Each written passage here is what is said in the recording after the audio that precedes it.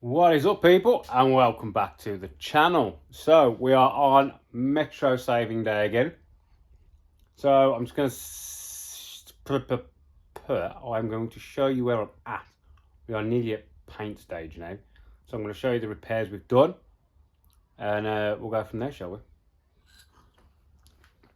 First thing I'm going to show you is this paint. You know, this rust removal gel. It is a really good stuff. You've got to try it. A lot of people say, it don't work. And then what people do is they get this stuff, which is anti-rust metal paint. Anti-rust metal paint can only go on stuff without rust. It does say direct to rust, but it won't stop the rust. You're just covering it up. So this is good to put on after you fix the rust. Rust removal gel, it is, let me show you, it's like something out of bloody Ghostbusters. It's a slime, but it's an acid of some sort. It's gotta be, because I got it in my cut and I was about to chop my finger off. It burned savage. So do not get this in your cuts, people. Probably why it says wear gloves. And what this does, from what I can work out, is it eats in, it etches into the rust, and he removes the oxygen. Now, rust can't rust with no oxygen. It has to have moisture and oxygen. So this stuff is really good. You know what I mean? So you put it on, you scrub it in. I use one of these really small stiff paintbrushes. It's sort of at the bristles off. This was new. It's not so new anymore.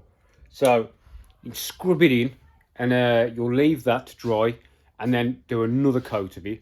And it really, honestly, I did some in here, and then I welded to the steel that had that on. It repaired so much. It was amazing. So I think that stuff is really worth doing. So you've got to put that on, then you primer, then you can put your anti-rust paint, protection paint, basically, I'm right, on top of your primer. So that way, this is taking the air out, the primer's taking the moisture out of it, and then this is protecting what's underneath, which is where we're going to go with the thing. So I'm going to show you where we're at now and our repairs. Where's my little torchy? There's stuff everywhere. I brought new brake lines as well. I'm going to make up all new brake lines for the back. Anything I can do, I'm doing while it's all apart. So this has all been repaired, the hole in the top. We have now got our seatbelt hole in. Now, to mount the seatbelt to is these blocks. These are actually 4 harnesses. They go on the outside of your body shell for a harness, like an eye bolt. So they're welded in to where they need to be. Now I'll just show you this side one here. So all of this is done, repaired. I ended up digging into this corner quite a lot more. I'll show you that in a minute. So all this is done, primered, anti-rust, that gel stuff, that is all in there. Hang on, I'm doing my torch, yeah. So yeah, that is all in. I've cleaned back everything that is loose and able to rot again. So all that's done. I put new mounts for the brake lines, both sides, all down the back's been done as well.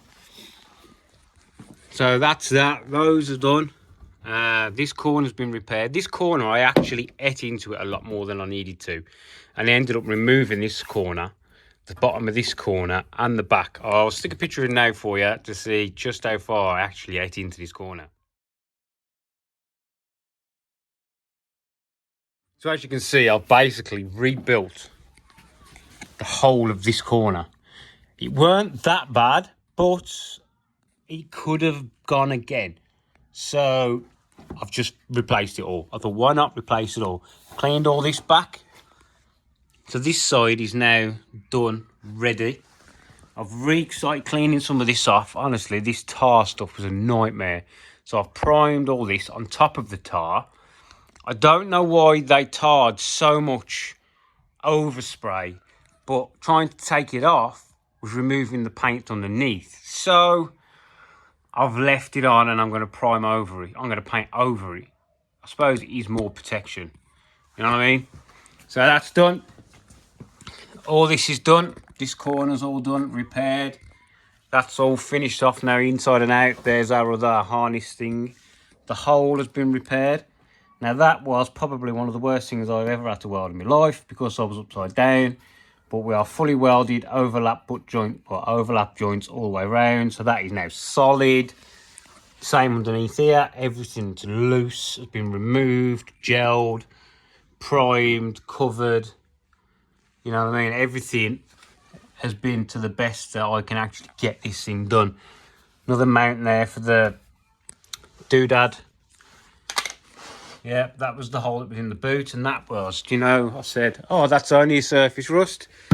I couldn't bring myself to leave it there. Ah, you mother trucker. So I ended up chopping it out.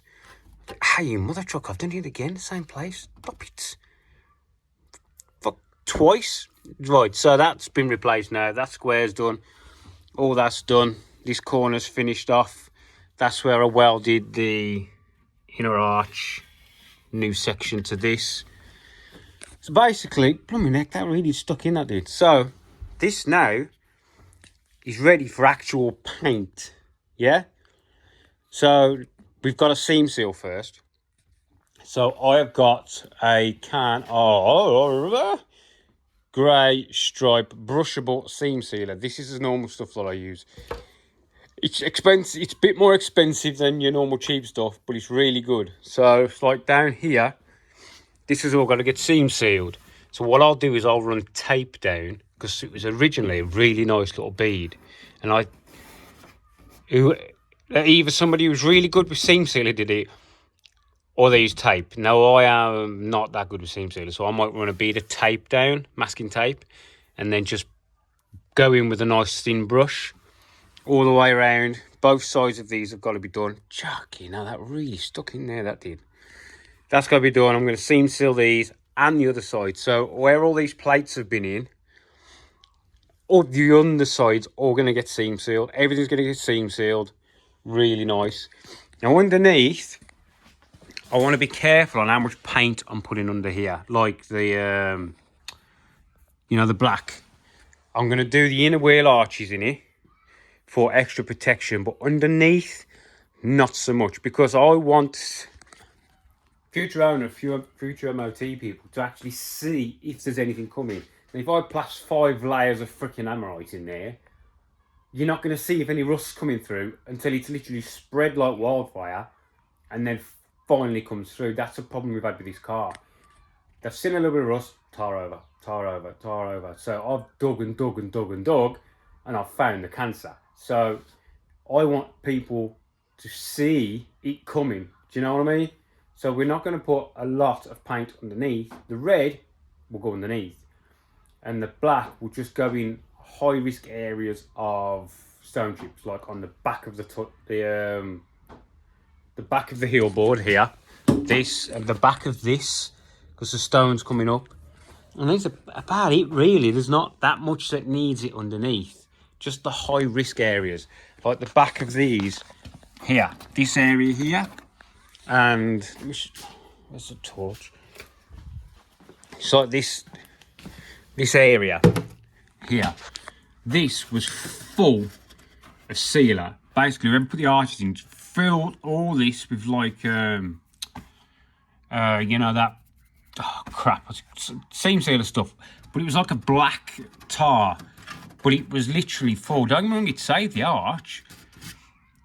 But what I'm going to do is I'm going to seam seal it, and I'm going to make like just a small slope for any moisture or dirt or rainwater to fall out without getting stuck behind the you know, the arch cap thing.